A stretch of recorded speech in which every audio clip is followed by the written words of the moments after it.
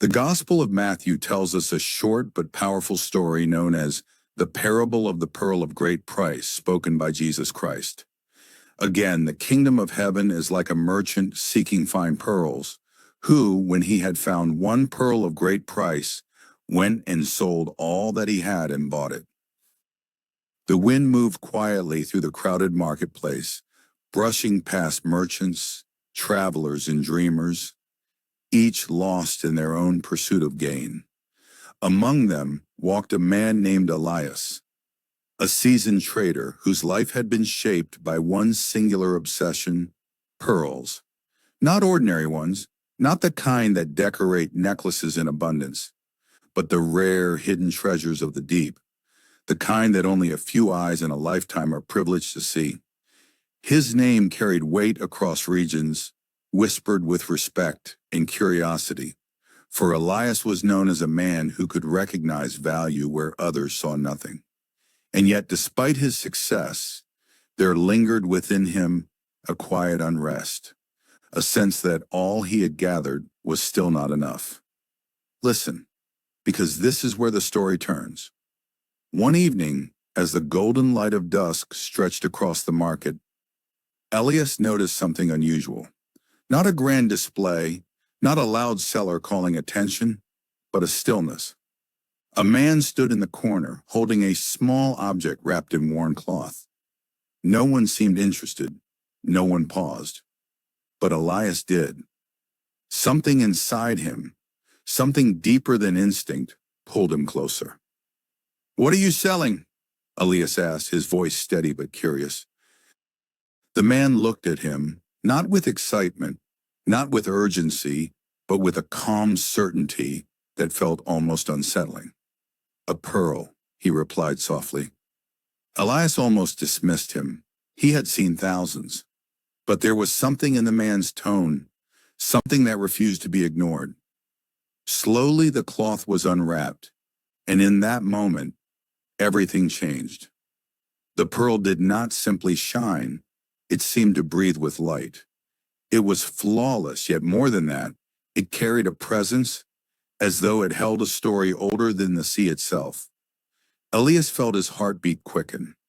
Years of searching, years of longing, suddenly condensed into one silent realization. This was it, the one, the pearl beyond all others. But then came the words that shook him. "It will cost you everything, everything." The word echoed in his mind like thunder. Everything he had built, everything he owned, every measure of security and pride, gone in exchange for a single possession.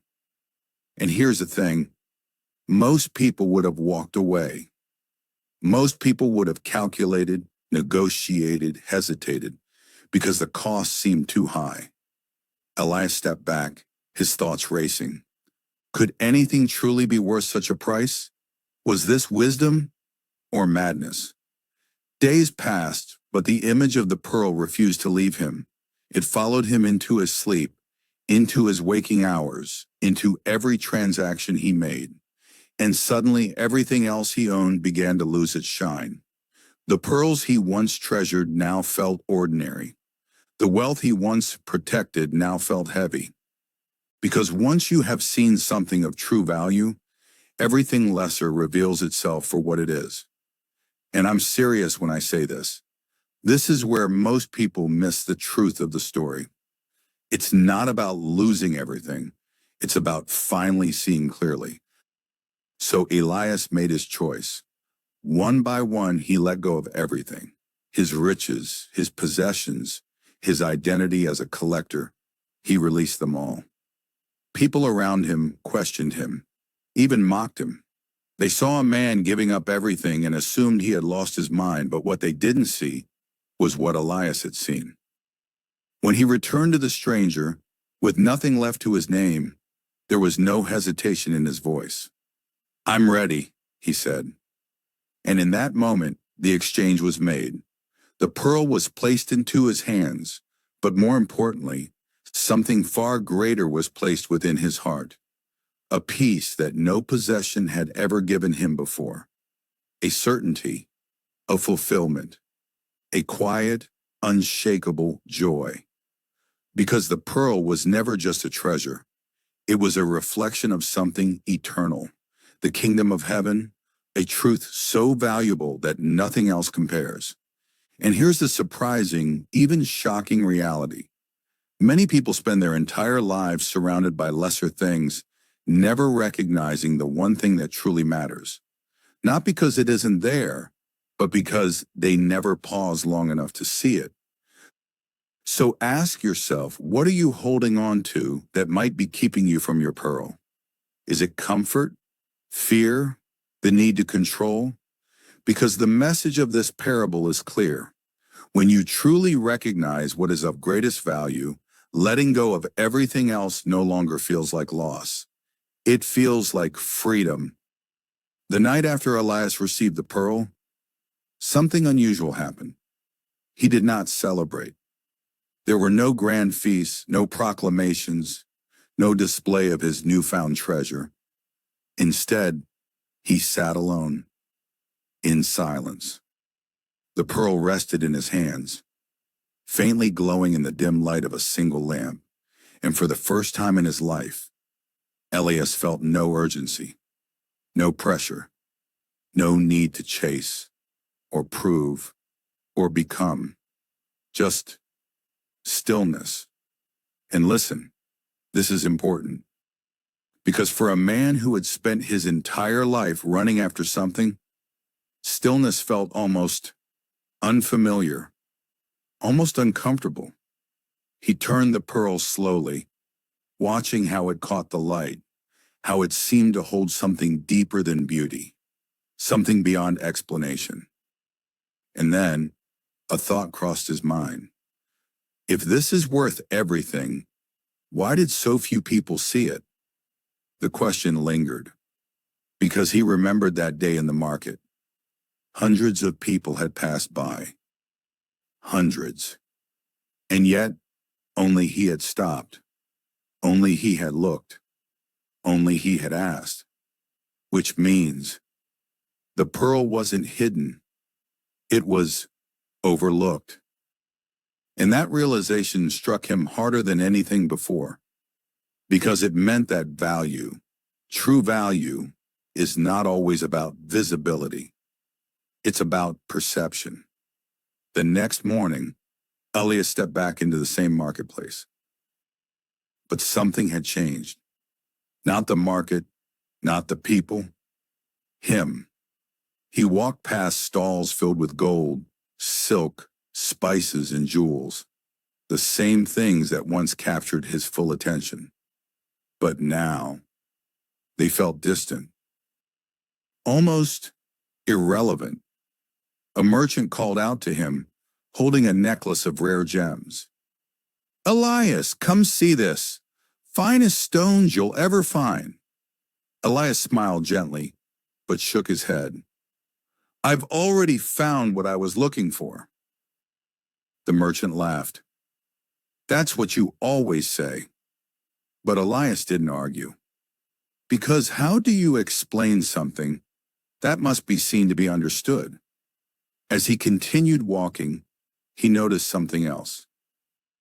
People, their faces, their expressions, their restless movements. He saw the same hunger he once carried, the same endless searching. And suddenly, he didn't feel superior. He felt compassionate.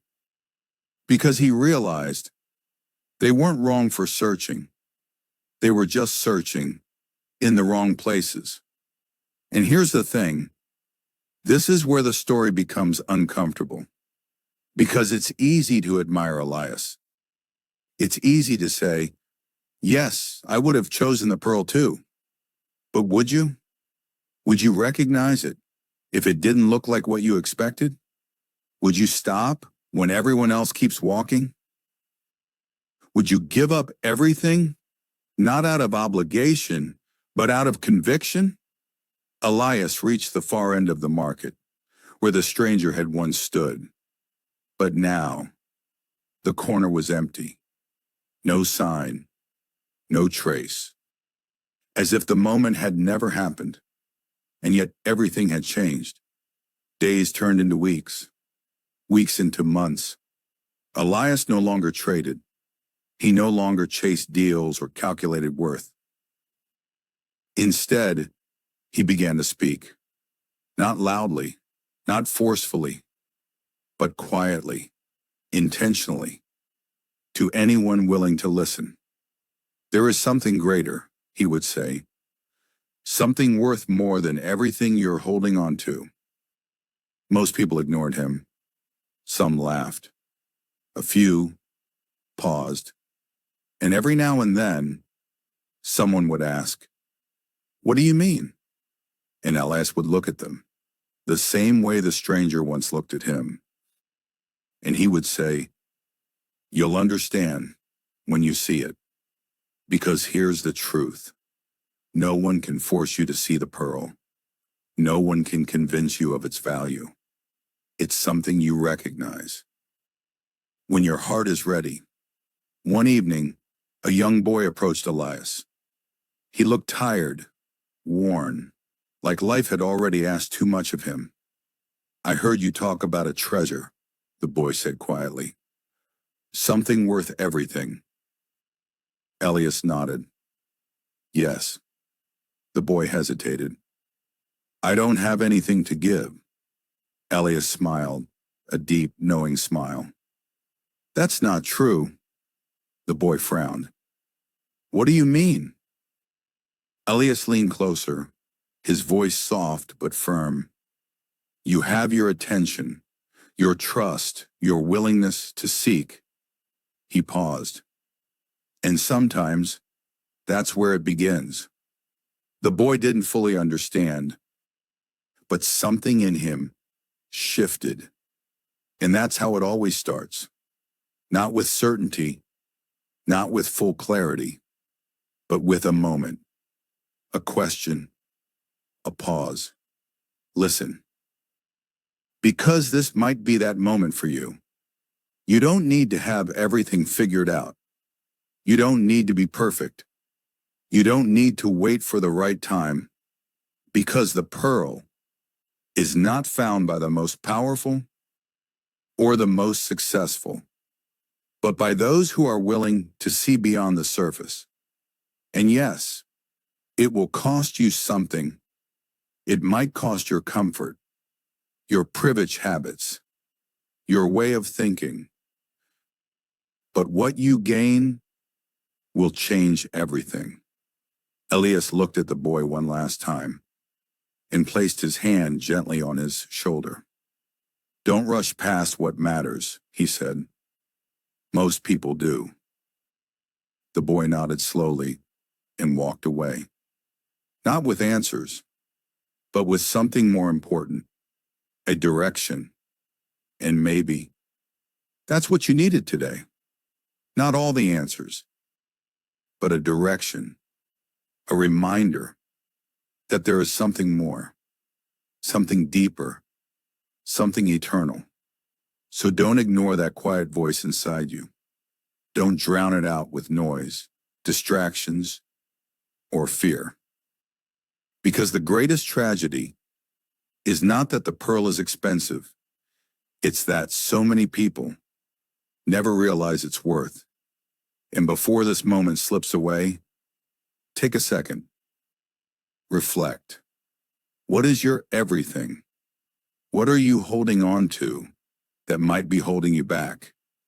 And if you felt something today, even just a little, hold on to that, because it might be the beginning of everything changing. The seasons began to change, slowly at first, then all at once. The same marketplace that once roared with life now felt different to Elias, not because it had changed, but because he had learned to see beyond it. And here's the thing, when your eyes are open to something deeper, you can never go back to seeing the world the same way again. One cold morning, as mist hovered low over the streets, Elias noticed a familiar face, a man he once envied, A man who had more wealth than entire villages. A man who had everything, and yet carried a heaviness in his eyes that no amount of gold could hide. The man approached Elias, hesitation in every step. "I've been watching you," he admitted. Elias said nothing, just listened. "You had everything, and you gave it all away," the man continued. A pause. "Tell me the truth. Do you regret it? Now listen carefully, because this moment matters." Elias didn't answer immediately. He looked around, at the market, at the noise, at the endless exchange of things that people believed would finally satisfy them. Then he looked back at the man and said quietly, "I didn't lose everything." A small pause. "I finally stopped losing myself." The words landed heavier than any argument ever could, because deep down, the man understood. Not fully, not yet, but enough to feel uncomfortable. Enough to question everything he had built his life on. And that's how truth works. It doesn't always shout. Sometimes it unsettles. Sometimes it lingers. Sometimes it waits. Days later, the same man returned. But this time, something had shifted. He wasn't dressed in luxury. He wasn't surrounded by servants. He came alone. "What if I don't have the courage?" he asked. And there it was. The real question. Not about price, not about logic, but about courage. Elias stepped closer, his voice calm, steady. "Courage doesn't come before the decision," he said. "It comes because of it." Silence filled the space between them. Because the truth is, no one feels ready to let go. No one feels fully prepared to choose something they cannot control. But the ones who find the pearl are the ones who step forward anyway. The man closed his eyes for a moment, as if wrestling with something invisible. A lifetime of habits. A lifetime of identity. A lifetime of holding on. And then, slowly, he exhaled. "I want to see what you saw."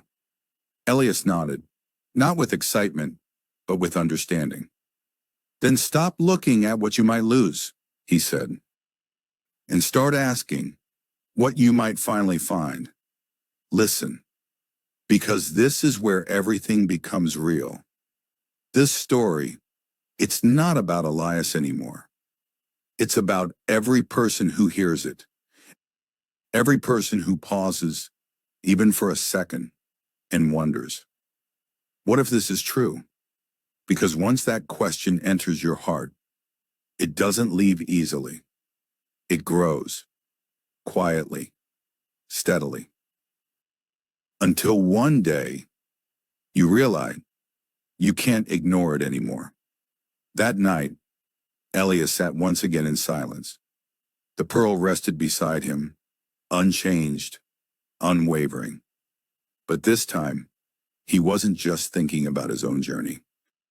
He was thinking about all the people still searching, still chasing, still believing that the next thing, the next success, the next possession would finally be enough. And he whispered softly, "They don't know." Not with judgment, but with compassion, because he remembered what it felt like to almost walk past it, to almost miss it. And here's something most people don't realize. The pearl doesn't force itself into your life. It doesn't compete for your attention.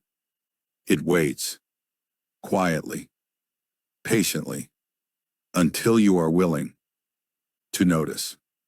A few days later, the young boy returned. But he wasn't the same. There was something different in his eyes. Not certainty, but clarity. "I don't understand everything," the boy said. "But I can't go back to how I was. Elias smiled gently. That means you've already begun, because the journey isn't about knowing it all. It's about being willing to move forward, even when you don't. And that's the part people don't talk about. The in-between. The space between seeing the pearl and fully understanding its worth. It's uncomfortable. It's uncertain. But it's necessary. Because that's where transformation happens. The boy looked at Elias one last time. Will I find it? He asked. Elias didn't hesitate. If you truly seek it, you will. Not because it's hidden better than anything else, but because it's the only thing that satisfies what your soul has been searching for. And now, let me ask you something, directly, not as a storyteller, but as someone speaking to you right now. What are you chasing? What are you holding on to, thinking it will complete you? And what if the very thing you're searching for is not something you gain, but something you choose? Because the pearl of great price is not about accumulation. It's about surrender. And I'm serious when I say this. That changes everything. So before this story ends, don't rush away. Don't scroll past. Just take a moment and be honest with yourself. If you stood where Ellis once stood, if you saw what he saw, would you recognize it? Would you choose it? Or would you walk away and keep searching for something less? Because one day, every search comes to an end. The only question is, will you have found what truly matters? Or will you still be looking? If this message reached your heart, if something inside you stirred, don't let it fade. Like this video, so this message can reach others. Share it, because someone out there is searching just like you. And subscribe to the channel Parables of Hope, because these stories, they're not just stories. They are reminders. They are invitations. They are moments like this, where something deeper calls you forward. The years did not announce themselves as they passed. They simply moved, quietly, like shadows at dusk. And somewhere within those passing years, the story of Elias began to spread. Not like a rumor, not like gossip, but like a whisper that refused to disappear. Some said he had gone mad. Others said he had found something sacred. And a few, just a few, felt something stir inside them whenever his name was spoken. Because stories like this, they don't just inform, they awaken. One evening, long after the marketplace had begun to empty, Elias sat at the edge of the road where travelers would rest before continuing their journey. The sky was dim, painted in fading orange and deepening blue, and the world felt still. A traveler approached, weary, dust-covered, carrying the weight of a long road behind him. He dropped his bag beside Elias and sat down heavily. For a while, neither of them spoke, just silence. And sometimes, silence says more than words ever could. Finally, the traveler let out a tired breath. "I've been everywhere," he said. A pause. Seen things people only dream of. Chased opportunities others would do anything for. He looked down at his hands. "And yet, I feel like I've found nothing." Elias didn't interrupt, didn't rush to respond, because he recognized that place, that quiet, empty place, where success no longer feels like success. "Tell me," the traveler continued, his voice softer now, almost fragile. "Is it true what they say about you? Elias turned slightly. What do they say? That you gave up everything for one thing? Another pause. And that it was worth it. Now listen, because this moment matters more than it seems. Elias didn't answer with excitement. He didn't try to convince. He simply said, I didn't give up everything. A breath. I found something that made everything else unnecessary. The traveler frowned slightly, not in disagreement, but in confusion. That doesn't make sense, he admitted. Elias nodded. It didn't, to me either, at first. And there it is. The honesty people don't expect, because we often think that clarity comes instantly. But sometimes it unfolds, slowly, quietly, over time. The traveler leaned back, staring at the sky. What if I'm too far gone, he asked. The question hung in the air. Heavy, real. Because deep down, many people carry that same fear. That they've gone too far, chased too much, missed too many chances. Elias looked at him, not with judgment, but with something deeper, understanding. You're not too far gone, he said. You're just tired of going in the wrong direction. The traveler closed his eyes, and for the first time since he arrived, his shoulders dropped. Because sometimes, the greatest relief is not finding the answer. It's realizing you're allowed to turn around. The wind picked up slightly, carrying the quiet sounds of the night. And Elias spoke again, softer now. You don't need to see the whole path, he said. You just need to recognize what matters when it's in front of you. The traveler opened his eyes slowly. And what if I miss it? He asked. Elias gave a small, almost knowing smile. You already have, many times. A pause. So did I. And that truth, it didn't discourage the traveler. It grounded him. Because it meant this wasn't about being perfect. It was about being willing. Days later, the traveler stayed. Not because he had all the answers, but because he didn't want to keep running. He listened. He watched. He learned. And slowly, something inside him began to shift. Not dramatically, not all at once, but deeply. And that's how real change happens. Not in noise, but in quiet transformation. Listen, because this is where the story becomes yours again. There will always be noise around you, voices telling you what matters, what to chase, what to build, what to become. But beneath all that noise, there is a quieter voice, one that doesn't force, one that doesn't rush, one that simply waits for you to listen.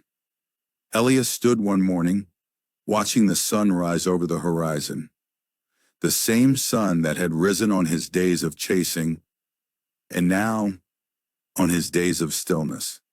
Nothing about the world had changed, but everything about him had. And that's the point. The pearl didn't change the world around him. It changed the way he saw it, the way he lived in it, the way he understood what truly matters. The traveler approached him one last time before leaving. I don't have what you have, he said. Not yet. Elias nodded. That's all right. The traveler hesitated. But I think I'm finally looking in the right place. Elias smiled. And sometimes that's the greatest victory of all. Not arrival, but direction. As the traveler walked away, the road ahead still long, still uncertain. There was something different in his step. Not confidence, not certainty, but purpose. And maybe that's what this story was always meant to give you. Not all the answers, but a shift, a realization, a moment where something inside you says, there's more than this. So don't ignore that moment. Don't push it aside, because it might be the beginning of everything changing. If this story stayed with you, even for a second longer than expected, that means something. We truly need your support, because every view, every like, every share helps spread this truth across the world.